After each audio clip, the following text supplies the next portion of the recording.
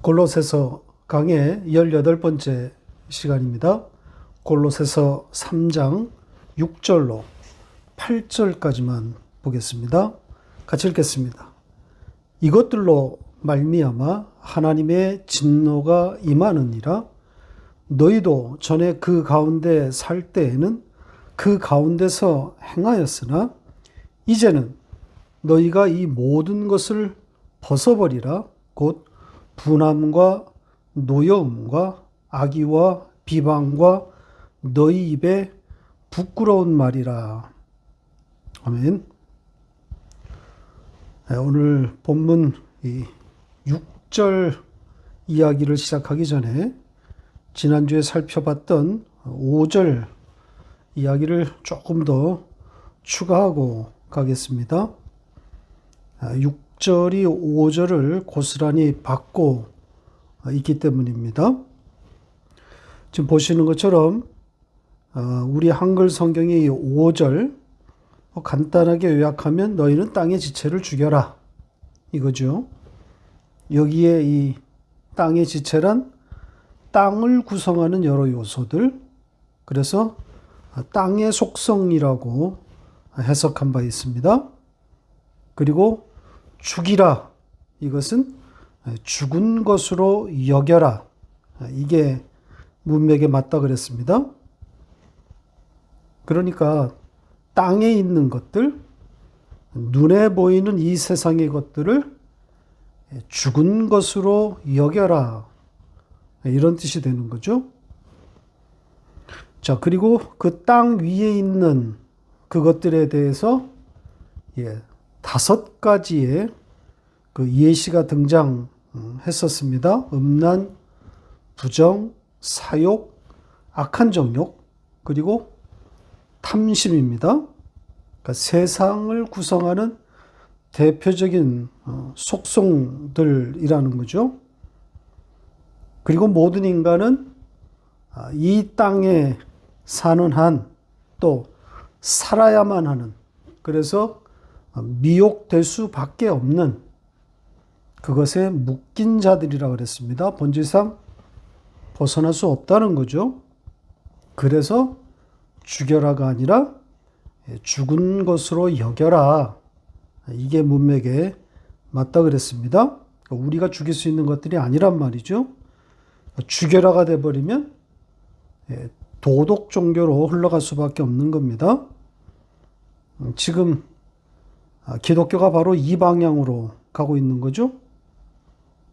개혁주의 성화론이 아주 대표적이라고 할 수 있습니다. 죄와 싸워라, 죄를 이겨내라, 욕심을 버려라, 자기를 비워라, 그렇게 자기를 비워서 이웃에게 베풀어라.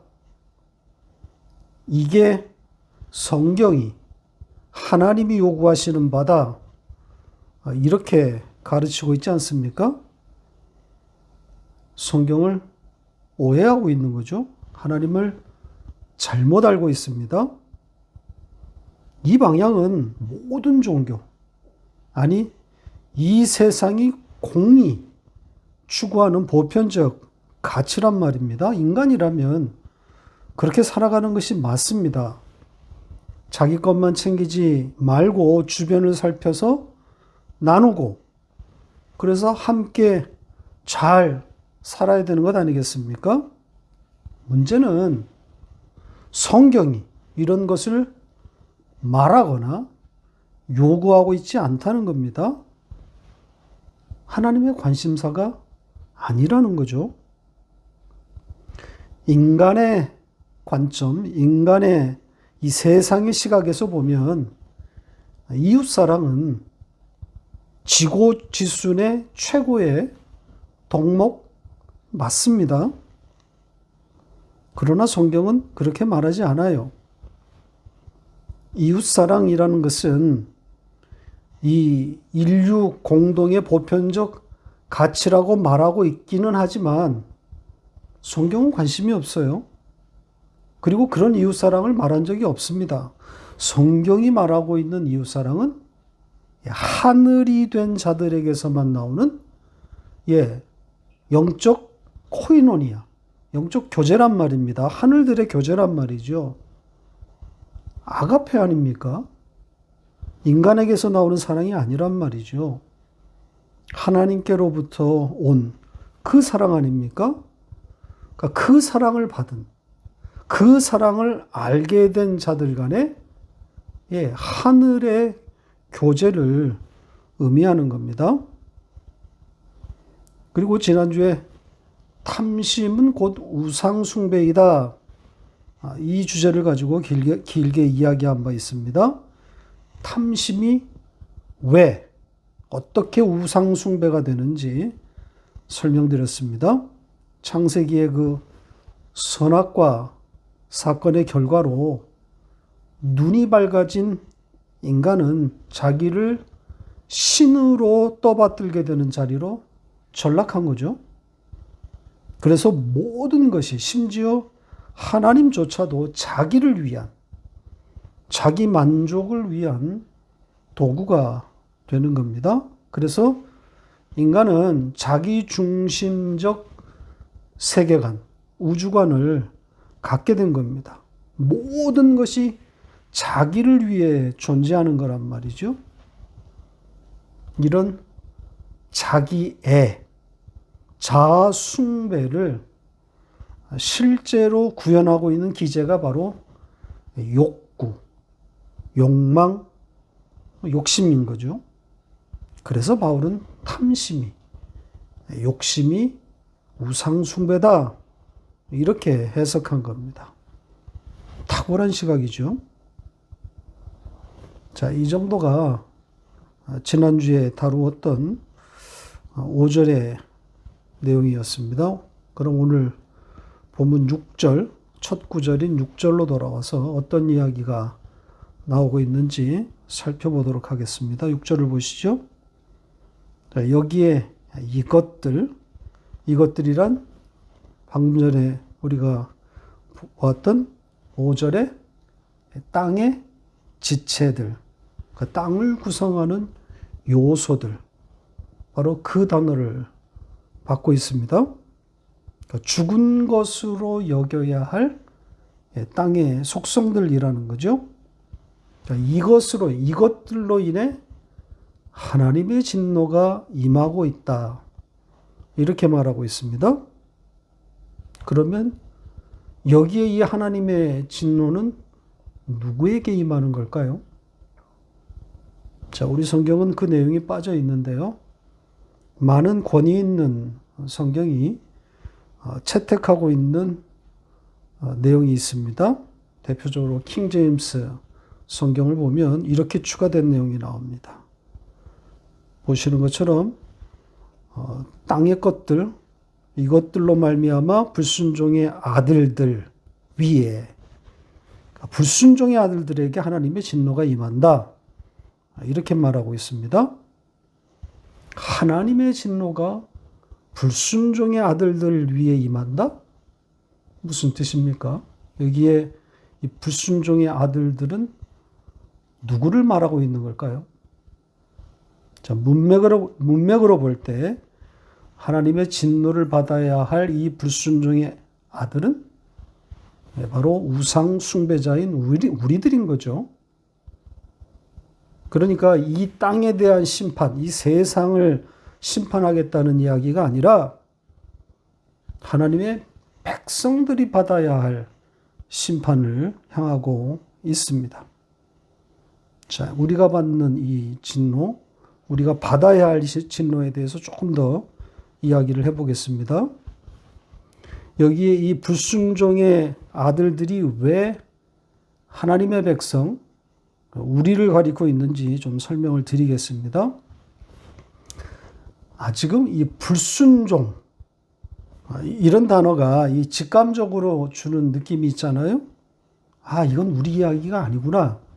이렇게 읽을 수 있단 말입니다. 그런 면에서 잘못된 선입견을 줄 수 있는 좋지 못한 단어 선택입니다. 불순종으로 번역될 단어가 아니라 믿음 없음, 믿음 아님, 이게 맞는 말입니다. 그러니까 믿음의 반대말이란 말이죠. 보세요. 지금 보시는 것처럼 아페세이아, 페세이아가 아니다. 이런 겁니다. 그러니까 믿음이 아니다. 설득되지 않았다. 이런 뜻입니다. 그러니까 불순종의 아들들이 아니라 믿음 없음의 아들들. 이런 거죠. 그러니까 믿음 없음의 상태를 말하고 있는 겁니다. 자, 이 단어가 쓰인 다른 문장 하나 보고 가겠습니다. 로마서 11장 30절 같이 읽겠습니다. 너희가 전에는 하나님께 순종하지 아니하더니 이스라엘이 순종하지 아니하므로 이제 긍휼을 입었는지라. 이스라엘이 순종치 아니했다고 되어 있지 않습니까? 이스라엘의 믿음 없음입니다. 그래, 여기 지금 세상이 아닌 하나님의 백성의 믿음 없음을 말하고 있는 것 아닙니까? 긍휼을 입었다 그러지 않습니까? 이렇게 6절은 하나님의 진노가 이 믿음 없음의 우상 숭배자인 우리들에게 임하고 있다는 겁니다. 그러니까 우리의 우상 숭배로 인해서 하나님이 당신의 백성들에게 진노를 내리고 있다. 이런 뜻입니다. 자, 그러면 하나님의 진노, 여기에 이 하나님의 진노, 그 진노의 내용은 뭐겠습니까? 죽음인 거죠. 심판입니다. 따라서 죽을 수밖에 없는, 죽어 마땅한, 죽어야 할 처지에 있었던 우리들, 바로 그걸 말하고 있는 겁니다. 그래서 그 죽어야 할 우리의 처지와 형편에 대해서 다음 절인 7절이 이렇게 말하고 있습니다. 보시죠. 우리 이야기를 하고 있지 않습니까? 죽어야 할 우리의 육적 현실을 담고 있는 내용이란 말이죠. 여기에 그 가운데서 두 번 나오는데 원문은 그것들 안에입니다. 그러면 그것들이 뭐겠습니까? 당연히 앞에서 계속 나오고 있는 땅의 지체들입니다. 복수 형태는 이거밖에 없어요. 그러니까 너희가 땅의 지체들, 땅 위에 있는 그 지체들, 그 세상을 구성하는 이 세상의 본성들 가운데 있을 때 너희들은 그것들 안에서 행했다. 이런 말이 되는 겁니다. 그러니까 너희가 그것들 안에 살 때 너희는 그것들 안에서 행했다. 좀 어색하죠? 너희가 그것들 안에 살았을 때 또 그것 안에서 행했다? 직역한 문장을 보시면 좀 자연스러워질 겁니다. 보시죠. 지금 우리 번역이 이 부자연스러운 이유가 행하다로 번역된 단어 때문으로 보입니다. 자, 여러 번 설명드린 바 있는 이 단어, 행하다, 페리파테오, 잘못 이해하고 있는 거죠. 한 번 더 설명을 드리죠. 보시는 것처럼 자, 이렇게 되어 있습니다. 그러면 어떤 뜻이 되는 거겠어요? 주위를 밟다, 주변을 걷다, 이런 뜻인 거죠. 그 자리를 떠나지 못하고 서성대는, 주변에서 맴돌고 있는 그런 상태를 말하고 있는 겁니다. 따라서 너희가 그것들 안에서 살고 있었을 때 너희는 그것들 안에서 맴돌았다. 거기서 서성댔다. 거기서 떠나지 않았다. 이런 뜻이란 말이죠. 그러니까 여기에 이 그것들, 이 단어 대신에 우상 숭배를 넣어 보면 아주 뜻이 더욱 선명해집니다. 너희는 우상 숭배 안에서 살고 있었을 때 그 우상 숭배 주변에서 맴돌고 있었다. 이렇게 되는 거죠. 우리의 육적 현실을 말하고 있는 겁니다. 죽게 된, 죽을 수밖에 없는 우리의 처지란 말이죠. 자, 그런 우리인데, 그런 우리가 어떻게 되었다는 겁니까? 그 우상 숭배 안에서 맴돌고 있었던 우리들인데, 어떤 일이 일어난 거죠? 숨겨졌던 그리스도가 나타나신 거죠. 정확하게 표현하면 숨겨졌던 그리스도가 나타나 진바된 거죠. 하나님이 그렇게 하신 거란 말입니다. 요 앞에 우리 3절과 4절에서 그런 내용을 확인하지 않았습니까? 다시 한번 볼까요? 같이 읽겠습니다. 이는 너희가 죽었고 너희 생명이 그리스도와 함께 하나님 안에 감추어졌음이라. 우리 생명이신 그리스도께서 나타나실 그때에 너희도 그와 함께 영광 중에 나타나리라. 지금 여기에 이 감추다, 나타나다, 이 동사들이 전부 수동태라 그랬습니다. 전부 그러니까 하나님이 하신 일이라는 거죠. 그러니까 하나님께서 숨겨졌던 그리스도를 우리에게 보냈기 때문에 죽은 우리가 일어난 거란 말이죠. 그 결과 우리는 영광 안에서 나타나는 존재로 바뀌어진 것 아니겠습니까? 이렇게 7절은 이 살아남, 이 일어남, 그 일이 있기 전에 우리의 형편, 우리의 영적 형편을 말하고 있는 내용입니다. 너희는 우상 숭배 안에서 맴돌고 있었던 죽은 자들이 아닌가, 이런 내용입니다. 자, 8절로 갑니다. 자, 여기서 이제 반전이 일어납니다. 문장의 분위기를 완전히 바꾸는 두 단어가 연속해서 등장합니다. 이제는 이라고 하는 부사와 그러나라는 접속사가 문장 처음에 연달아서 등장합니다. 전부 반전을 품고 있는 단어들이죠. 그러나 이제는 아니다. 그러니까 전에는 너희가 우상 숭배 안에서 그것 안에서 떠나지 못하고 맴돌았으나 이제는 그 모든 것들을 벗어버려라. 이렇게 권하고 있습니다. 여기 이 벗어버리라. 이렇게 번역된 이 단어의 원뜻은 떼어놓다, 분리하다, 이런 뜻입니다.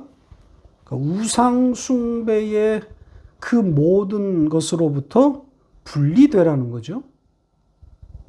그것들에서 빠져나오라는 의미입니다.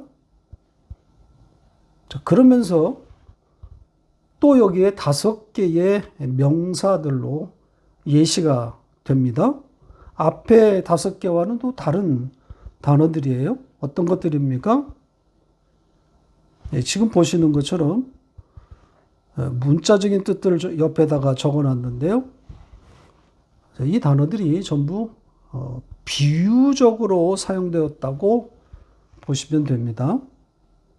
그러니까 바로 그 앞절에 그 단어 땅의 지체들, 요 단어를 다 향하고 있는 그런 단어들입니다. 그러니까 세상의 구성 요소들, 그러니까 본성들을 비유적으로 품고 있는 단어들이라고 보시면 됩니다. 그러니까 이것들에서 너희를 분리시켜라, 빠져나와라, 이렇게 말하고 있는 겁니다. 그러니까 일으키심을 받았으니 이제는 거기가 너희 있을 자리가 아니다, 이런 의미인 거죠. 자, 이 말씀은 그 유명한 갈라디아서 2장 20절의 말씀을 연상케 하는 내용입니다. 그곳으로 한번 가볼까요? 같이 읽겠습니다. 내가 그리스도와 함께 십자가에 못 박혔나니 그런즉 이제는 내가 사는 것이 아니요 오직 내 안에 그리스도께서 사시는 것이라. 이제 내가 육체 가운데 사는 것은 나를 사랑하사 나를 위하여 자기 자신을 버리신 하나님의 아들을 믿는 믿음 안에서 사는 것이라. 자, 이제 여기도 이제가 나오지 않습니까? 이제 내 안에 그리스도가 사시니 이제 나는 그리스도의 그 믿음 안에서 살고 있다. 이런 내용입니다. 그리스도 하나님의 아들을 믿는 믿음이 아니라 그분의 믿음입니다. 그러니까 내가 사는 삶이 아니라 그리스도가 이끄는 삶이 시작되었다는 것 아니겠습니까? 하나님이 끌어가는 삶이란 말이죠. 하나님이 끌어가는 삶. 다른 말로 바꾸면 뭐가 되겠습니까? 영적 전쟁이라고 할 수 있습니다. 우상 숭배를 깨겠다는 거죠. 내가 숭배하는 그 우상, 바로 그 나, 그것을 죽이겠다고 하나님이 전쟁을 선포하는 겁니다. 그리스도가 내 안에 산다는 것은 바로 그런 의미란 말이죠. 자, 영적 전쟁에 대해서 좀 정리해 보겠습니다. 오늘은 8절까지만 보죠.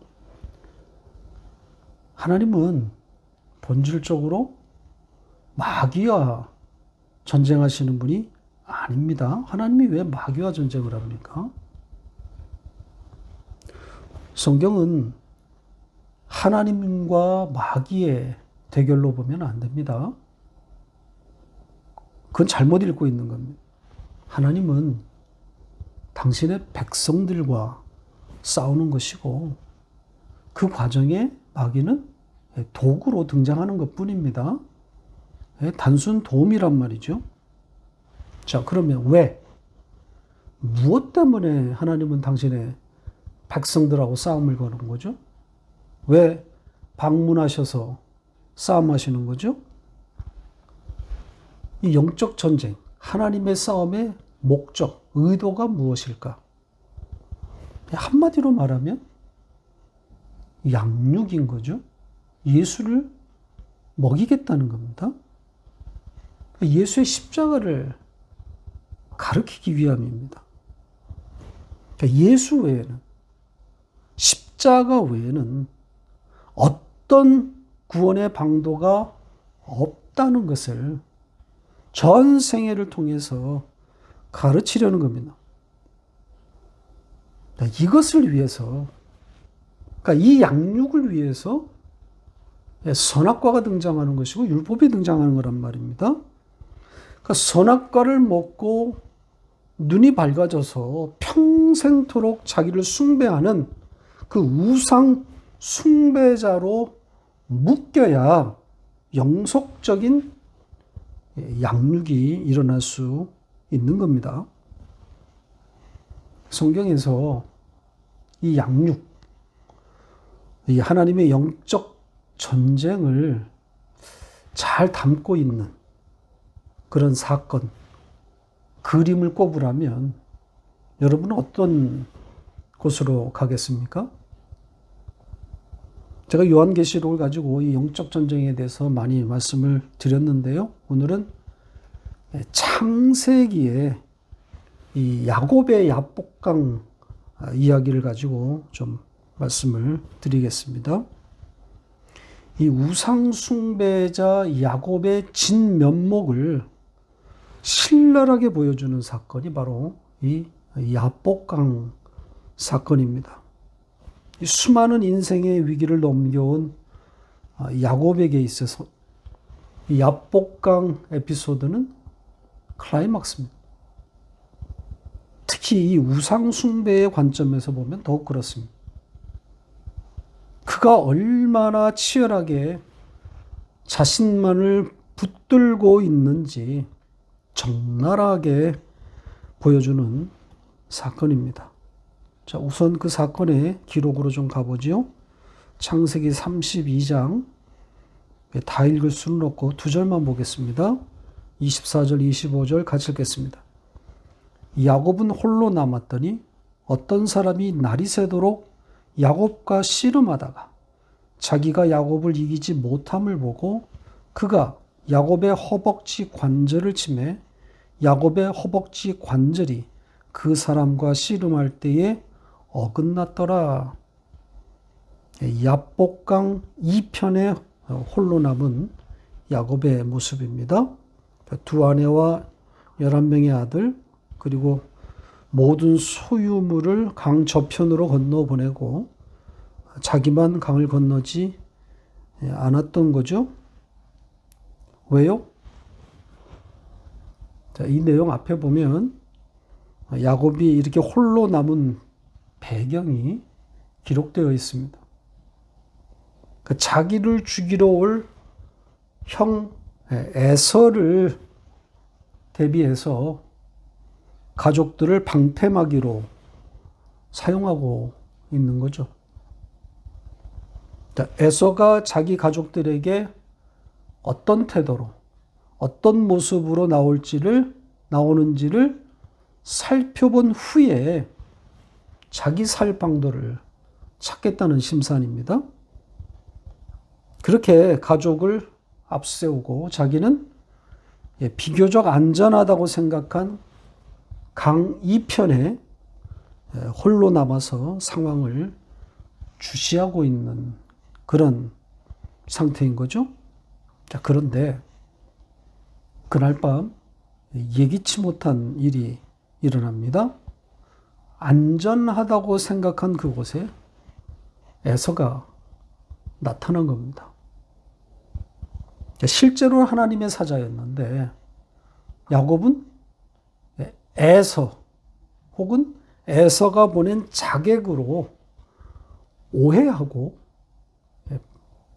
밤새도록 치열하게 죽기 살기로 전쟁을 벌이는 겁니다. 얼마나 치열한 싸움이었는지, 얼마나 열심히 싸웠는지 하나님이 그를 이기지 못했다. 하나님의 사자가 그를 이기지 못했다. 이렇게 기록했습니다. 하나님이 그를 이기지 못했다? 우상 숭배의 크기를 담고 있는 표현 아니겠습니까? 하나님도 이기지 못할 만큼의 크기라는 겁니다. 지독한 자기 사랑 아닙니까? 나에게 덤비는 놈은 그가 누구이든 박살내고야 말겠다는 거죠. 사실 야곱은 평생 그렇게 살아왔습니다. 아니, 인간은 다 그렇게 삽니다. 예외가 없어요. 야곱이 자기의 이름처럼 조금 별난 것뿐이지 인간은 다 자아 숭배자들입니다. 자기밖에 몰라요. 자, 아무튼 야복강에서 이 싸움에서 야곱이 이겨버립니다. 하나님을 이긴 거죠. 그가 하나님을 이겼다는 것, 인간의 그 자기 숭배, 자아 숭배가 얼마만큼 큰지 고스란히 담고 있는 표현입니다. 말릴 수가 없는 거예요. 인간의 이 전적 타락, 인간의 그 본성을 고스란히 담고 있는, 보여주고 있는 장면입니다. 나를 막는 자, 내 앞길을 가로막는 자가 있다면 그가 누구이든 처단하고 말겠다는 거죠. 자, 어떻습니까? 이 모습? 과거의 나. 아니, 종종 마주치게 되는 내 모습 아닙니까? 누가 내 자존심 조금만 건드리면 참지 못한단 말이죠. 세상사 갈등이 다 여기서 시작하는 거 아닙니까? 저마다 인간들의 욕구들이 있는데 특정한 상황, 어떤 특별한 환경에서 서로 만나게 되면 거의 표출되고 당연히 그러면 충돌하게 되는 것이고, 자, 그런 경우에 합의가 되어서 피차 만족하게 되는 결과로 기결되는, 그렇게 결론 나는 일이 있습니까? 가진 힘, 그 권력의 추에 따라서 기울어지기 마련인 거죠. 이기는 놈과 지는 놈으로 갈라지는 겁니다. 인간의 역사라는 것이 자, 이런 패턴의 연속 아니겠습니까? 힘을 가진 자가 차지하고 약한 자, 패배한 자는 이를 갈면서 다시 힘을 길러 복수를 꿈꾸는 거란 말이죠. 타락한 인간은 이 과정에 직접 참여할 뿐 아니라 간접적으로도 참여하게 됩니다. 그러니까 남이 싸우는 그 싸움에 자기를 대입시킴으로써 대리만족, 그러니까 자기가 승리한 것처럼 그런 착시 현상에 들어가는 거란 말이죠. 역사는 온통 이 대립, 이 싸움, 그 현장 아닙니까? 타락한 인간은 대립각이 세워져야 거기서 도파민이 뿜뿜 솟아나게 되어 있는 거란 말이죠. 그래야 재미있는 거죠. 대표적으로 스포츠가 그렇지 않습니까?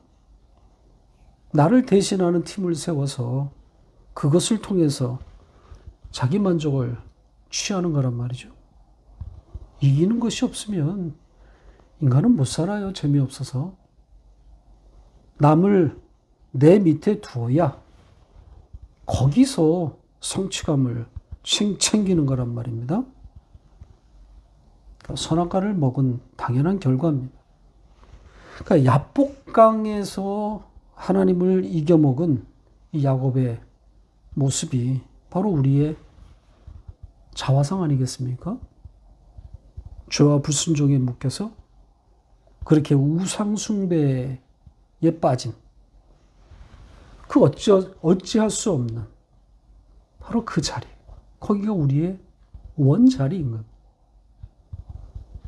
자, 그런데 오늘 본문 8절에서는 그렇게 우상숭배에 묶인 우리인데 그 자리에서 너를 분리시켜라, 떨어져라, 이렇게 말하고 있단 말이죠. 우상숭배에 묶인 우리더러 거기로부터 나오라, 이렇게 말하고 있는 것 아닙니까? 이게 가능합니까? 가능하지 않은데 말인데. 어떻게 해석해야 될까요? 자, 그 답을 다시 야복강 사건에서 찾아보겠습니다. 자, 하나님까지 이겨먹는 야곱. 하나님이 어떻게 하셨습니까? 허벅지 관절을 부러뜨렸다 그럽니다. 자, 허벅지 관절, 허리 혹은 사타구니 정도로 보시면 됩니다. 뼈가 부러진 건지 아니면 힘줄이 끊어진 것인지 알 수는 없습니다. 그건 중요하지 않아요. 그러니까 실제 일어난 일보다 그것이 상징하는 바가 무엇이냐, 이게 중요한 거죠. 자, 그 의미를 유추할 수 있는 말씀이 히브리서 11장에 있습니다. 가보겠습니다. 11장 21절 같이 읽겠습니다.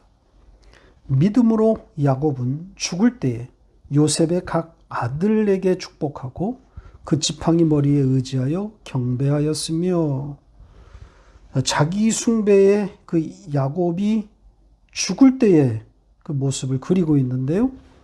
그 지팡이 머리에 의지해서 경배했다. 이렇게 적었습니다. 원문대로 하면 자기의 그 지팡이 제일 위에서 꼭대기에서 경배했다. 이런 뜻입니다. 이 죽을 때 완성을 뜻하는 거 아닙니까? 그러니까 야곱은 그 지팡이를 의지하는 자로 완성되었다. 이런 의미가 되는 거란 말입니다.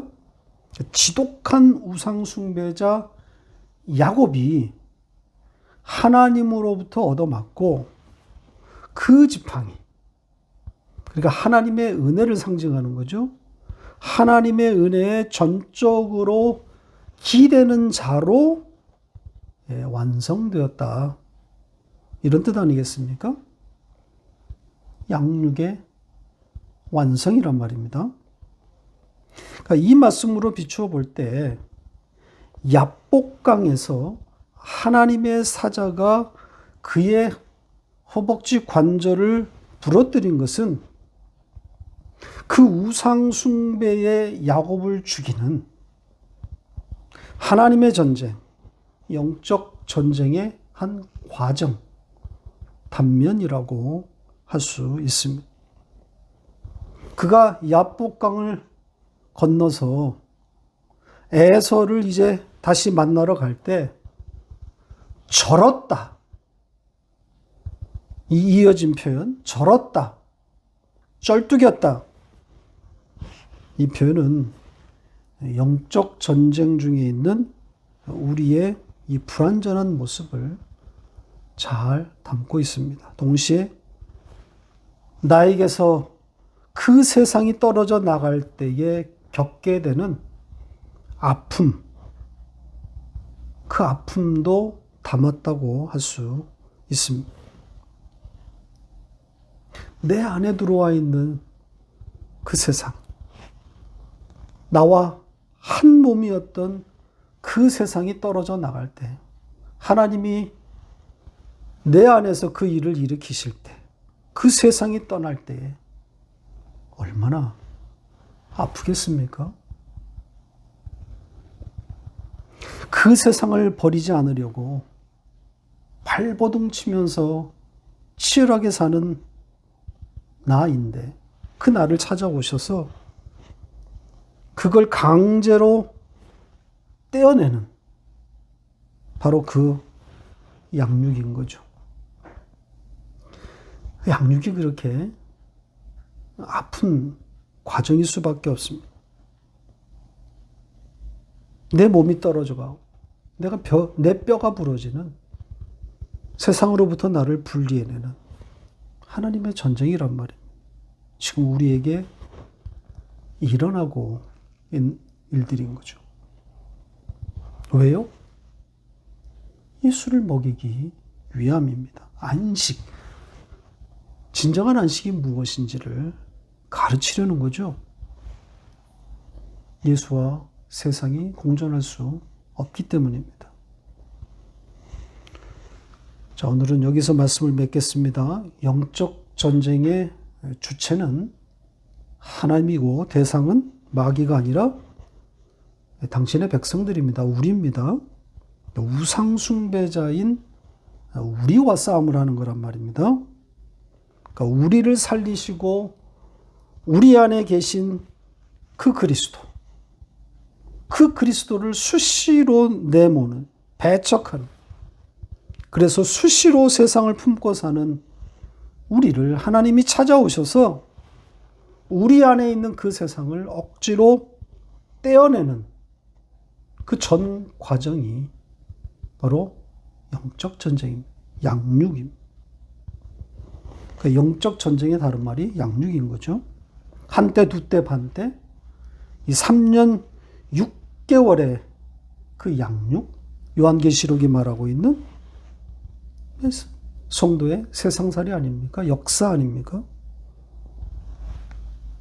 그러니까 하나님이 이 땅에 당신의 백성들을 두어서 이 땅에 당신의 백성들을 보내신 목적, 이유가 바로 여기에 있는 거죠.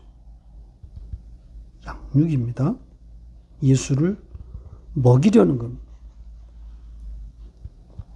그리고 우리는 예수를 받아 먹는 자인 것이지, 예수처럼 살아라, 예수를 본받아라, 예수의 말씀을 지켜 실천해라, 그래서 세상을 밝혀라, 좋은 세상 그리스도의 계절을 오게 하라. 성경을 잘못 읽고 있는 겁니다. 성경에 없는 이야기들입니다. 하나님의 유일한 관심은 예수를 받아 먹으라는 겁니다. 왜 예수이어야만 하는지, 왜 십자가 앞에 무릎을 꿇어야만 하는지 전생애를 통해서 가르치려는 겁니다. 영적 전쟁은 그 완성 지점을 향해서 가는데 반드시 필연적으로 동반되는 아픈 시간들인 거죠. 그래서 그 지팡이, 그 하나님의 은혜에 전적으로 기대는 자로 완성되는 겁니다. 그렇게 완성되면 우리 아버지의 품으로 돌아가는 겁니다. 그 완성의 날을 바라보면서 소망을 키워봅니다.